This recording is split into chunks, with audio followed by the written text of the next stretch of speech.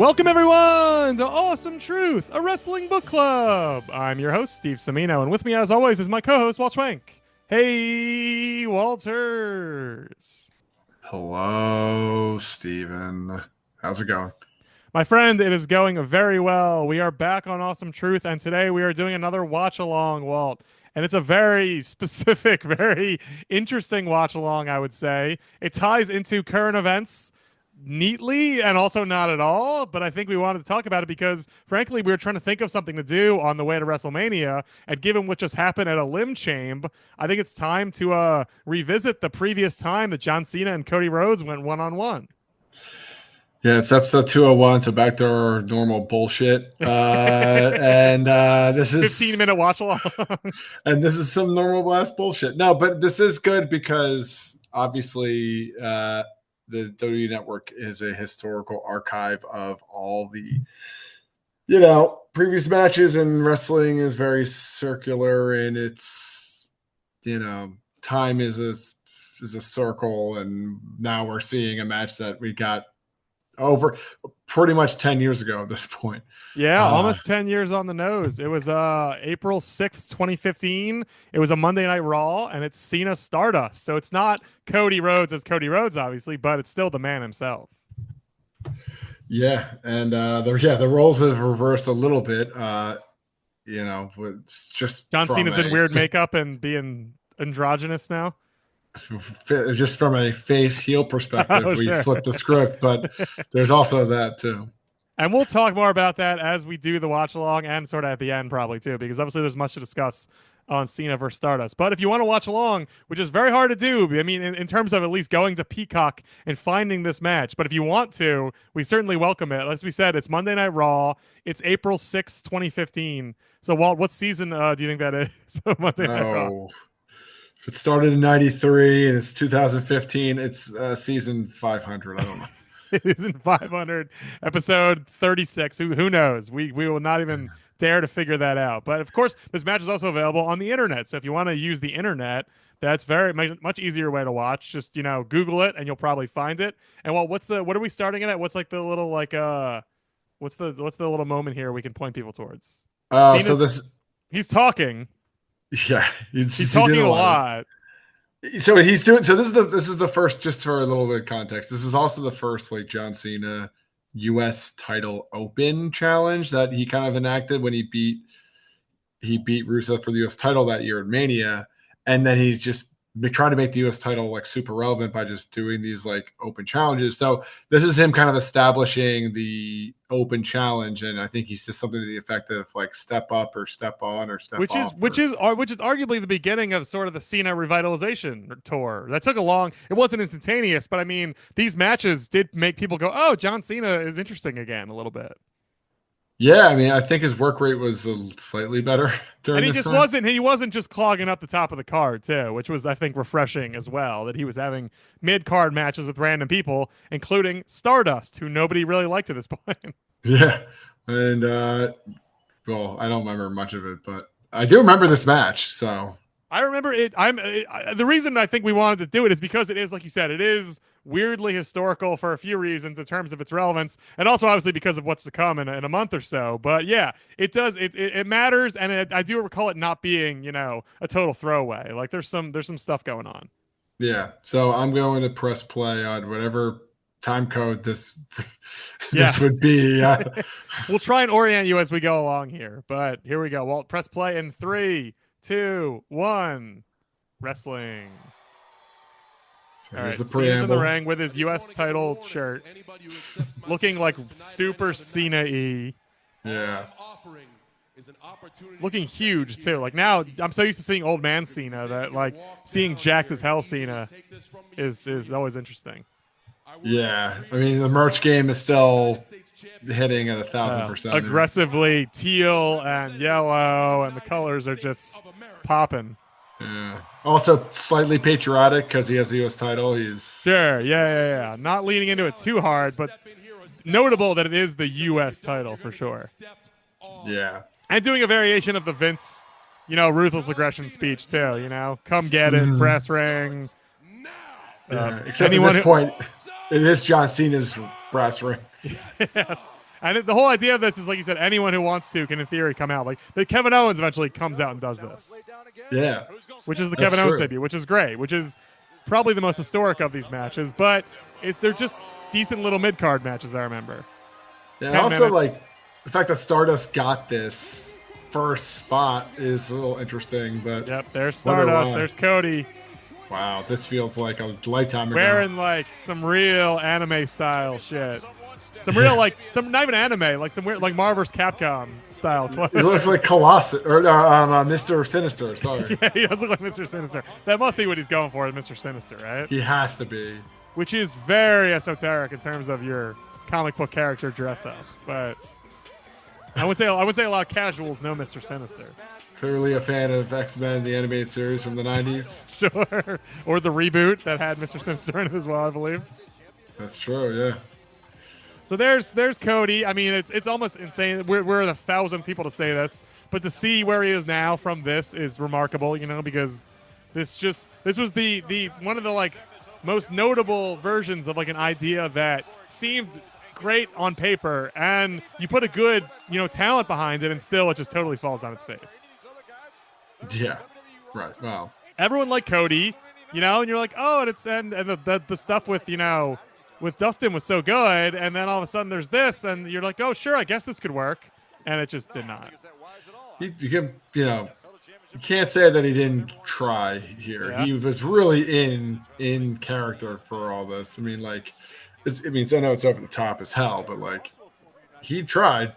Yeah, he sure did. He put his back into it and everything, and I don't want to say they gave him a decent amount of chances. That's one of those things that's always so weird about WWE is like, did they bury this guy, this girl? Like, I don't know how you quantify that exactly, but they put Stardust out there in some big matches and gave him a chance to, I guess, in theory, get over, and it just wasn't going. I mean, like, what's worse, like dashing Cody Rhodes or like Stardust? Because dashing Cody Rhodes is a nothing burger kind of like gimmick. But no one remembers dashing Cody Rhodes. But a few years before this, though, there was or maybe even like a year ago before this, there was the Cody and Goldust tag title with the Shield, right? How long ago was that? Let's look that up. That's a great question, because I mean that's obviously arguably Cody's apex of his initial run, or when Big Show stepped through a table and lost that. Was that dashing? That might have been dashing. I think it was dashing. Wow. So maybe I do remember dashing.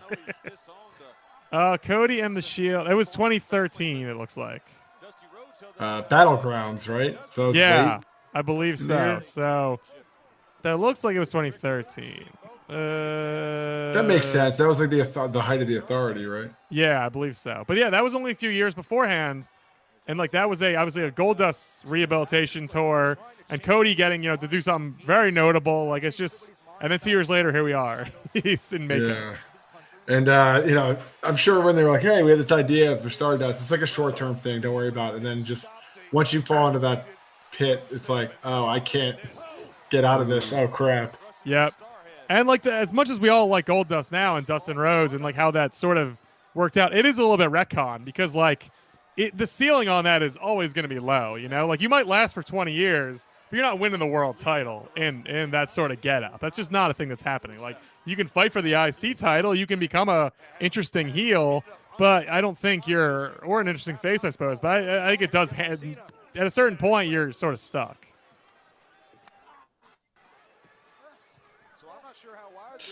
Anyway, yeah, that's true. I mean, it's unless you get like nuclear heat. Yeah, and then but it just how is that gonna? It doesn't feel like it's gonna have a ton of staying power, No, and it didn't. No, and it did not. Well, so what do we think so far of this? I mean, so far it's pretty standard Raw match, I would say. Yeah. I don't know what I remembered from this, actually. I remember there's a stunner at some point, potentially, because I think Cena started doing, like, springboard stunners. Yeah, I do. I feel like that was a hallmark of this run, wasn't it? Like, as a new... Because he was, the 5-move guy or whatever, and all of a sudden it was like, a 6th move. And also an ambitious one at that. Yeah. Springboard stunner is not like, a punch on the ground or a knuckle shuffle. Like, No, but it shows that he was, he was putting his back into it a little bit too. Like he was trying something. Listening to the criticism a little bit. Up, Cody's climbing the barricade. Oh my god, this is the face of WWE right now. Oh, another reason why we just downloaded it is because of the commercial. Oh break. yeah, there we go. Commercial break skipped. Woo. Yeah. So technically longer than a 10-minute match, but TV time only 10 minutes. Yeah, which thank God. That's probably about right. Oh. Is that a disaster kick? Oh yeah. Top rope disaster kick. It doesn't get 3. Yeah. Does he still do that? I was actually just wondering that. I don't know. He's got to do it sometimes. Did he do it at Mania last year? I would hope so. Maybe it almost feels like one of those completely. things that would get busted out for something like Mania, Yeah. Like, got to put Roman away. That was a weird move. Yeah, I don't really know what that was. It's like a blockbuster curtain call. So Cody's getting some offense in here, which might be the thing that we just, because again, in 2015, it was, I think at this point, like Stardust was in Mania, like you said, this is 8 days after Mania 31, and Cody was in the IC title ladder match as like probably the least relevant guy. So I think maybe the fact that he was got out of Cena with a little power bomb. Yeah, right. Yeah, Put his working boots on here. This already might have been an era though where everyone was like, this gimmick's dead in the water. So the fact that he got to have 10 minutes with Cena probably felt, like, oh, okay, that's giving a little bit of a rub to Cody. What year did he leave? It was probably shortly after this. I believe right? it was later this year. Yeah, I don't think he made it through this year. Yeah, so think about that. Like this guy was gone. Oh yeah. He was gone, and the whole Cody story is amazing. Oh, there we go. That was pretty impressive. Alabama Slam. Yeah, big guy to do that. Cena's not small. Former tag partner Bob Holly's move. Is that Bob Holly's move? I think it was. And I think they were tag partners. I hope I didn't just make that up. Cody was his tag partner? Yeah, when he first started. Really? I don't remember that. It's certainly possible. I'm citing 20 years. You're not thinking of Ted, obviously. No, Bob Holly. No, Bob Holly was pre-Ted? Yeah, Legacy wasn't Cody's first run. Okay, I didn't know that. I figured it was about the, like pretty close. But I would trust you. That's still an era where you certainly know more than I do. What the hell? That was good. I like that kind of move. Cena did like a gutbuster front slam type thing. I don't even know what you'd call that, but like a Michinoku driver from a. I like those kind of moves when they don't look sloppy because I'm like, sometimes you do got to just pick your guy up and throw him, Like, you got to take whatever angle he's at or whatever. Just like whenever people they do the scripted slams where you have to everyone goes to their specific spot, you're like, come on, that's contrived. Cena should have been doing fucking power bombs and power slams and shit like this. He's like so Falcon strong. Arrows, like many more times than he did. Yep. Oh, Cody gets to have another. This is pretty good. Yeah. They're moving. They got some energy. For a Raw match in 2015, I'll take this I think we're approaching end game here, though. Oh, boy. Oh, JBL's on commentary. I just noticed that. Yeah, and Booker T. Oh, and Booker T. Ooh, that's a bad crew. Yeah. And Cole? Ducky. Yeah. Oh, so it's Cole, Booker. So Cole and 2 old wrestlers. Ugh. Yeah. I mean, I guess it's at least not. Oh no, it's not. It's not. Is it Cole. Josh Matthews? No. Is it not Cole or is it not Booker? I don't know who that is. Oh well. Yeah. No, that's Booker. Booker's there. Well, it's Booker, yeah, but I don't know who the play-by-play. Well. It's not Josh Matthews. It's. Oh damn. We're showing a replay of Cena's neck really getting crunched. Yeah. I don't know how that doesn't hurt. Moonsault. All right. So the Owens match of this run is by far the most memorable one, right? Yeah, easily. Yeah. I mean, are there others that stand out to you that you remember that were like genuinely surprising? Honestly, I just remember this one because it was the first, and then maybe R-Truth got one. Maybe Owens definitely got one, and then but you'd have to remember the mid card from 2015 to actually come up with a But it was a Oh, nice little gimmick like that because you knew you're going to get 10 minutes of like an interesting segment, you know? yeah. He's Also, close to too, the. like when were these two in 2015 ever gonna wrestle? Like, Yeah, if not for this motif and conceit. absolutely. No, no, it was a very nice idea. Like especially for this era, which was Oh, not the best. hit the crossroads. Yeah. They're making him look real good. They're giving it, Yeah, as yeah, insane as it would be for Stardust to win this match. Like yeah. Could you they're imagine all Cena winning at WrestleMania and then losing 7 days later to a mid to card? Stardust in the first match of his new segment on Raw. Yeah, yeah. Oh, Stardust is pissed. So at this point, Stardust has faced Goldust before Mania, right? At Astlane.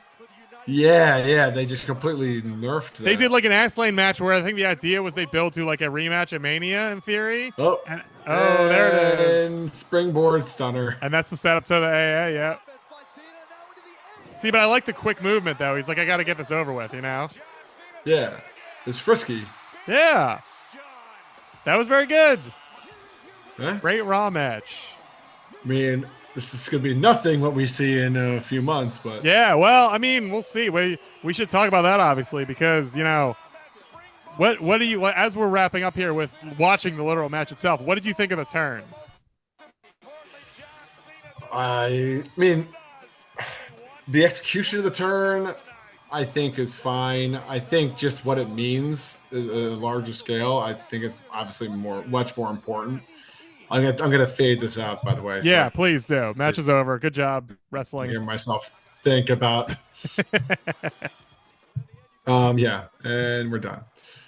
Yeah, but just I think just the far-reaching, like people are talking about this, and I think that's the ultimate goal of a WrestleMania main event is like, yeah, don't do it just for the sake of doing it.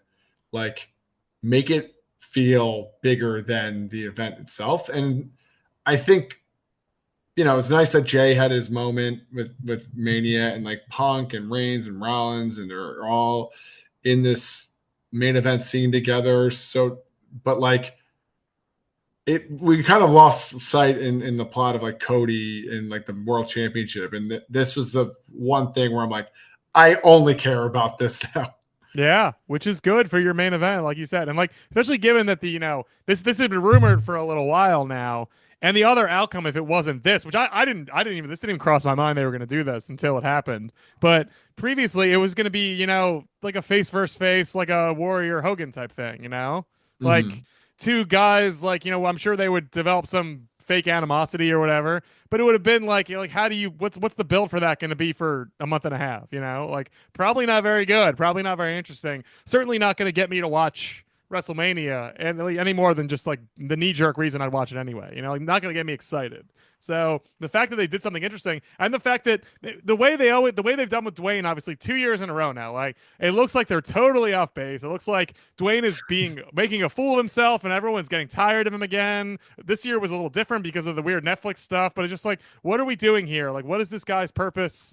How is this all working? And then all of a sudden he snaps into, he becomes bad guy again, which is stupid. But it's in Right. service of a genuinely interesting idea that he's taking part again and making himself, a character, which is what we liked about him a year ago.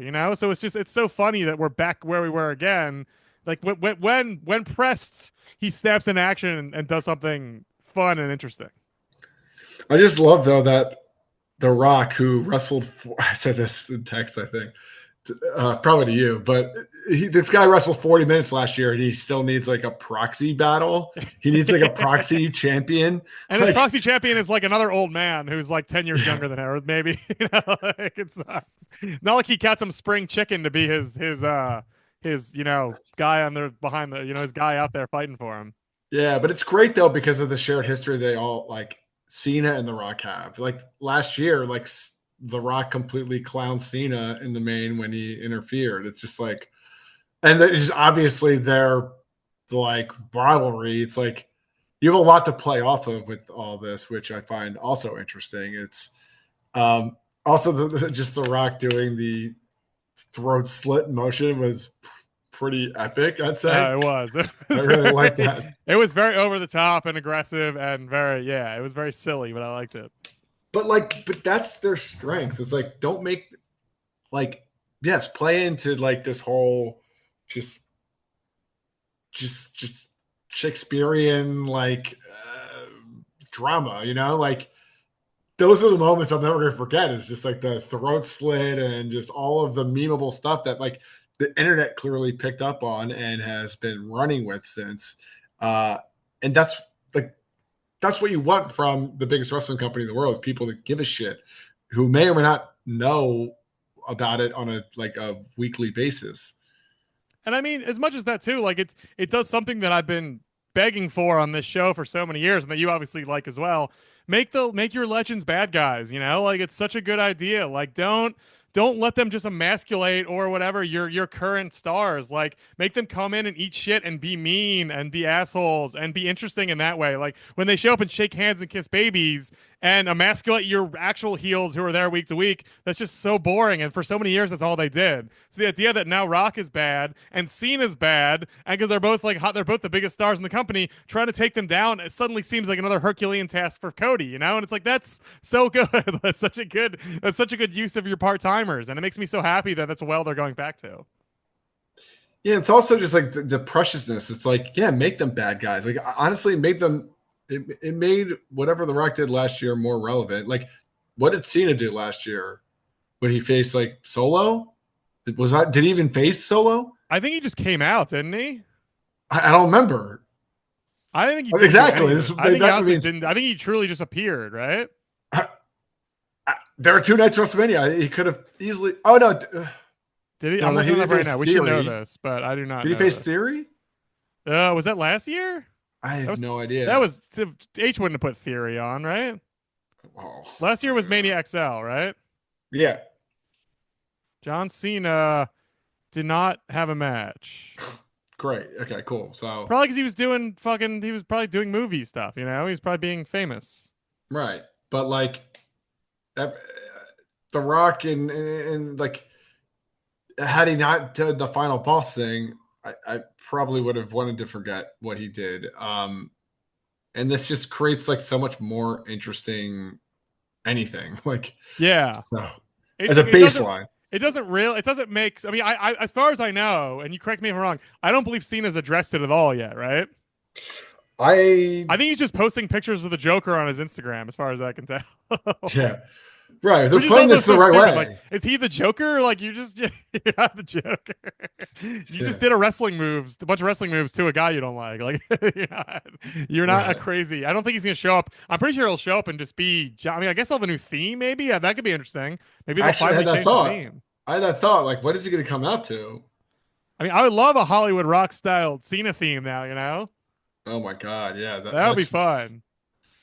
that would be Like I said, great. it's just a good. It's even if like it's one of those things where you can excuse some weird build up and some weird execution because it's just something different and something exciting. And like we said, just it sets up just such a very and he'll win and that could be really and he'll probably I mean he should win I think because this is going to be probably Right, pretty hot. And then it's a fun summer of like who's gonna like does Punk get to take down Cena on his way out the door or something like that? Like there's so many fun matches you can have with heel Cena. yeah, and that's another thing too. Is like who takes it off him? It's like yeah, probably Punk because Punk like him Or and at the very Cena have least, this. there's your SummerSlam main. Even if Punk loses, like, sorry, Punk, you don't get to main event Mania, but you can main event SummerSlam. That's pretty good. And then lose, yeah. Yeah, lose to an old man who's on his way out the door. Who he's historically beaten more than he's lost to. But you're right. Maybe Punk wins. Who knows? Like, I don't know if you give it to him just because he's no spring chicken either. But maybe they do. It would certainly be the fans will certainly be on his side. I mean, here's another question: is like, how does Cena walk away now? I mean, he just pulled a Hollywood Hogan out of his ass, and now has like restored any level of interest that like people would have with him. Like people, like yeah, to your point, like a tyrannical run with it, the title with him would be super interesting. Yeah, absolutely. I mean, if you're talking long term, there's a nice little idea of Cena goes out to insert babyface here who gets a major rub, and then he goes away, and he's coming back someday. When he comes back, is he coming back as a good guy, or is he gonna have seen the light and he's gonna be a bad guy? It's gonna there's some room here to do something fun if he does retire at the end of the year. Maybe when he comes back in a year or two, you don't know what his allegiances are gonna be. Like it'll be there's some fun stuff that could happen even down the line here that I like. I mean, you know what he shouldn't do is be a nuclear heat seeking heel, and then come back and laud Netflix and Yes. everybody. Yes. That's what he shouldn't do in 6 to 9 months. Hopefully people took that note from, I'm sure they don't really care, but hopefully somebody got through to Rock or whoever and said, let's not do this next time. This was poorly received. Yeah. So Yeah, it's like you said. I'm very intrigued to see what happens at Mania now. Even if Mania just is, as it has been in some other years, it becomes just like a stepping stone to more Cena story. Like there's something brewing here that I actually want to see where it goes. Like, I don't know if I'm going to pop in week to week, but I'm very curious as to where we're headed, and I think there is a wealth of opportunities that didn't exist 2 or 3 weeks ago, which is always nice to say. I mean, yeah, I'm not going to watch Raw live, but Absolutely not. when he does show up, I will watch what he has to say because, like, I'm sure Gewurz and him and The Rock are all kind of just, very much Hogan, Vince, no holds barred style, just Yeah. in a room cooked up for several days, writing the most beautiful heel promo that's ever been heard. Yes, we'll see. And like Stone Cold always says, like it's so much more fun to be a heel. So I Yeah. imagine Cena's gonna have a lot of fun with this. He's never got to do this. It's not. It can be hard. Like it's not easy, I would say, but like there's a lot of room for him to make this work. Like all he has to do is take all the shit people have heaped on him for years and just repudiate it and go back against it and then explode and like there's just it should write itself. Like hopefully they don't even need a mountain of cocaine. Like it seems like it'll be pretty straightforward in a good way.